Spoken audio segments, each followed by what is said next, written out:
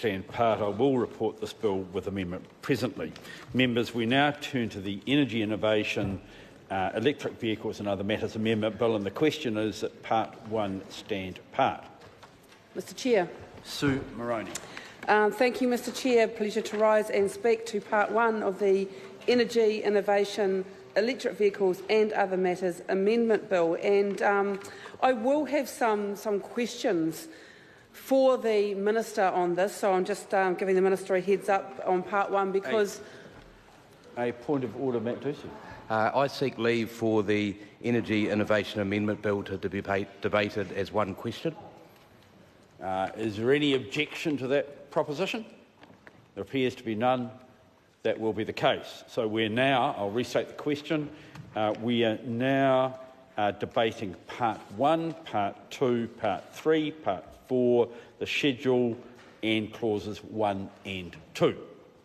Sue Moroney, starting again. Thank you, Mr Chair. I will indeed have many more questions probably. And I guess from the outset, just to let the Minister know that I did not have the opportunity to sit on the Select Committee, and so I'm looking at the bill as returned from Select Committee with fresh eyes. And in particular for Part 1, where the Part 1 effectively allows EECA, the Energy Efficiency and Conservation Authority, which I'll hereafter refer to as EECA, to be able to actually have levies that it hasn't had the ability to have before, in order to go right across the whole spectrum. And one of the spectrums that EECA can now bring levies down for is in the transport sector. And of course, that's in reference to the increasing role that we hope that electricity will be playing in our transport sector, with the increasing uptake in purchase and use of electric vehicles, both on a private use basis, but we hope also increasingly in the commercial field and in the public transport field as well. And I note that in Part or new 129A clause in this bill, that it gives the EECA the ability, or requires actually EECA, to submit a request to the Minister seeking an appropriation of public money for the following year, or any change from an appropriation for the current year that relates to costs that are intended to be recovered by ways of levies.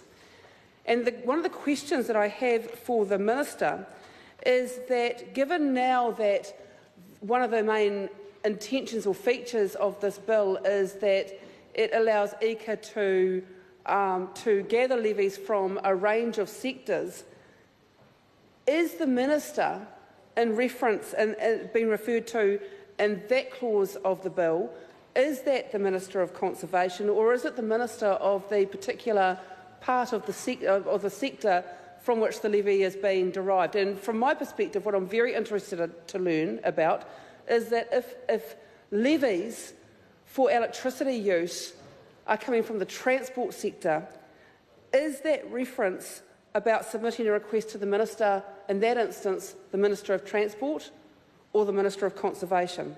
So I'd very sincerely ask for the Minister in the chair, who is shepherding the bill through this part of its process, if they could provide some clarification to that. And I just note, Mr Chair, while I'm on my feet, I'm not sure if the advisers have made it here to be able to give advice on those matters. It's not a matter to be raised on the floor. Okay, so I hope the Minister knows the answer without the advisers being available to give that, but I'd be very interested to learn about that. Mr Chair, one of the most controversial features in this bill, because I should have said at the outset that Labor supports the bill. We think that it's inadequate to deal with the future, the very exciting future that we have in front of us of renewable energy being so involved in sectors like transport. But we think it is at least a start, and that is why we are supporting these parts. But one of the very controversial parts of this bill is the ability for electric vehicles to be using bus lanes. I think it's part 2 of this bill that allows that to happen. Now, it's controversial because, of course, the whole idea of bus lanes is to promote the use of public transport, not private transport. It's the whole idea that we're trying to increase the number of people travelling per vehicle. So in Auckland, for example, they're called bus lanes, but in fact what they are is T2, T3, T4 lanes. So what that means is that, yes, buses use those lanes, but also to do private vehicles that are transporting 2, 3, 4 or more passengers. And if we're trying to improve congestion in that horribly gridlocked city of Auckland, that government has allowed to, they just sat back and watched while the gridlocks got ever worse in that city. If we're trying to unlock that gridlock, then why would we allow vehicles that may just have one passenger in them, may just have the driver in them, to actually continue to use those sorts of lanes, Mr Chair? Sue Moroney.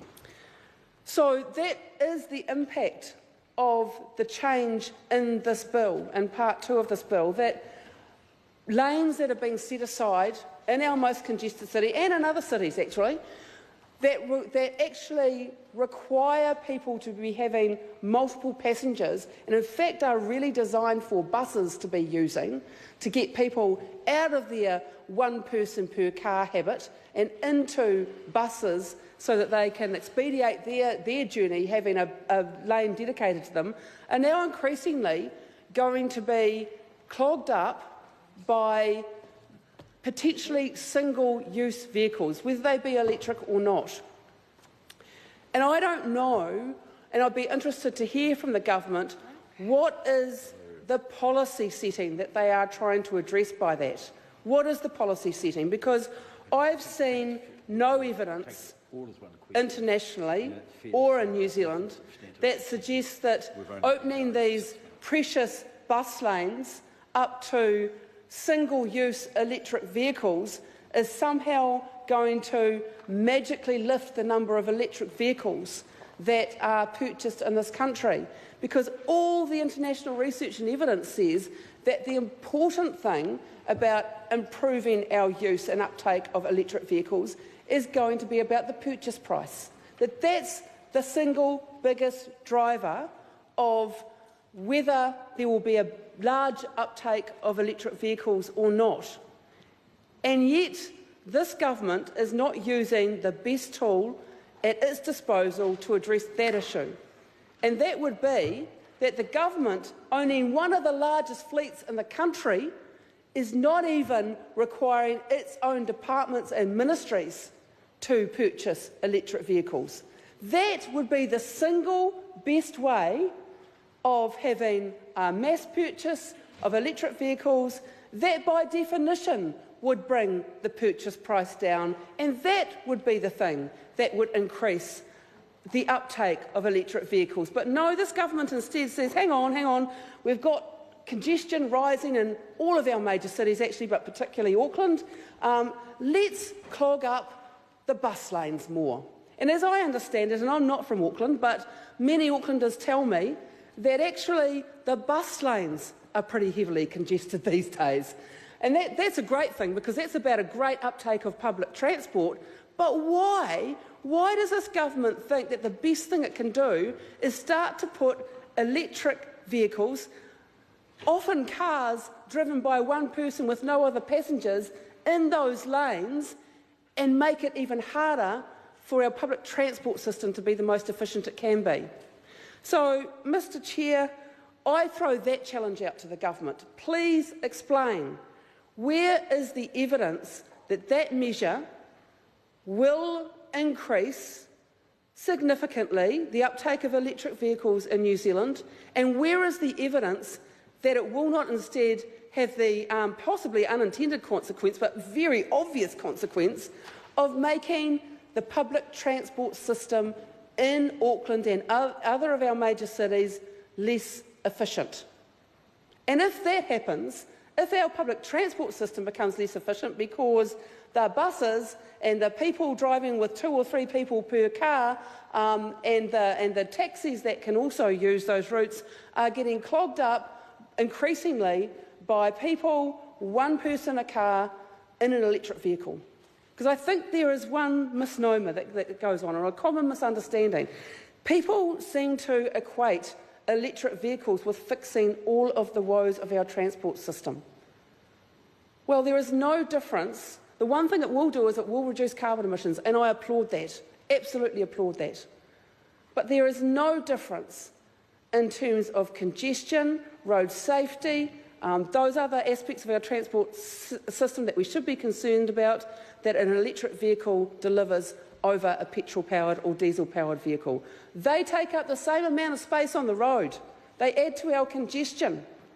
There is no road safety improvement from introducing these. So, Mr Chair, I want to finish my contribution by putting the challenge out to the government to please show us the policy advice that tells us that having electric vehicles move into bus lanes is the best thing that we can do for our transport system. Ian Lees-Galloway. Thank you very much, Mr Chairman.